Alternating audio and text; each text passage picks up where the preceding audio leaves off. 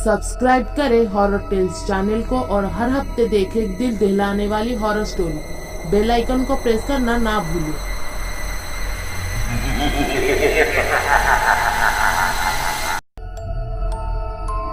वैसे तो बहुत सी ऐसी जगह है जिसे भूतिया माना जाता है, पर लोगों के मुताबिक भानगढ़ के किला इंडिया की सबसे ज्यादा डरावनी और भूतिया जगह है। कहते हैं कि वहाँ सूरज ढलने के बाद अंदर जाना मना है। लोगों के मुताबिक कई साल पहले उसी किले में राजकुमारी रत्नावती रहती थी, जिनकी खूबसूरती का चर्चा दूर नगर तक था।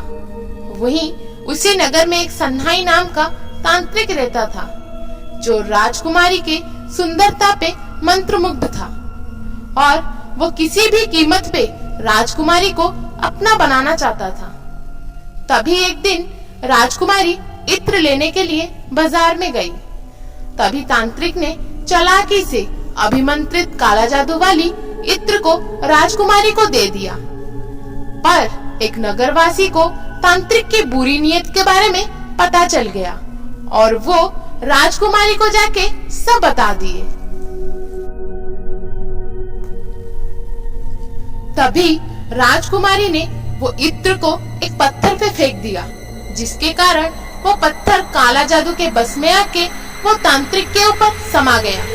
उसी के कारण चलते तांत्रिक की मौत हो जाती है और मरते हुए वो अभिशाप देता है कि भानगढ़ किला शापित हो जाए, यहाँ के लोग की आत्मा यहाँ हमेशा के लिए रह जाए और यहाँ कभी खुशहाली ना रहे। कुछ साल बाद तांत्रिक की बात सच हुई और किला खंडर में बदल गया और भूतिया भी बन गया।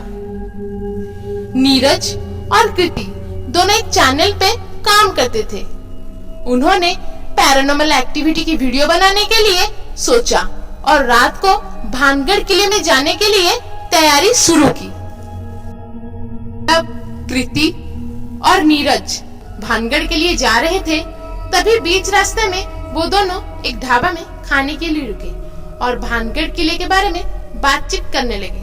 तभी एक वेटर ने उनकी बात सुनी और उनको बोला, आप लोग भानगढ़ किला जा रहे हो तो हम आपको सचेत कर देते हैं कि शाम के बाद किले के अंदर मत जाना और किले में कुछ गलत शब्द का प्रयोग भी मत करना। ये आपसे एक निवेदन है हमारा। पर ये सब सुनकर वो दोनों बातों के ऊपर हंसी मजाक करने लगे और किले की तरफ जाने के लिए बढ़ने लगे। वहाँ पहुँचते पहुँचते रात हो गई थी और उन लोगों ने गार्ड को कुछ पैसे देके अंदर चले गए। वहाँ कुछ समय रहने के बाद उन्हें कुछ भी नहीं मिला तो नीरज ने मजाक में आवाज देने लगा, मैं तांत्रिक हूँ, तुम्हारी रानी को ले जाऊंगा। तुम सब कहाँ हो? बाहर आ जाओ, यहाँ तो कोई भी नहीं है। ये सब बोलने के बाद नीरज बहुत जोर से हंसने लगा। फिर नीरज और कृति कुछ देर तक अंदर चलने लगे, पर कुछ समय बाद अचानक से ठंड बढ़ गई और नीरज ने कहा, कृति चल यहाँ से चलते हैं, यहाँ कुछ भी नहीं है। लोगों ने बस झूठ मूठ के बोल के यहाँ को भूतिया बना दिया है। पर कृति वहाँ चुपचाप खड़ी रही। उसको अजीब लगा। नीरज ने फिर बोला, कृति चल चलते हैं, तू ऐसे चुप क्यों है? तभी पीछे से आवाज आती है, नीरज तू किससे बात कर रहा है? मैं तो तेरे पीछे ही रह गई थी कब का। तभी नीरज देखता है कृति तो उसके सामने है, पर वो कौन है? तभी कृति और नीरज के सामने रानी रत्नावती की आत्मा आकर खड़ी हो जाती है और बोल उठती है, तुम लोगों की हिम्मत कैसी हुई मेरे किले में आने की? और तूने तांत्रिक का नाम कैसे ले लिया?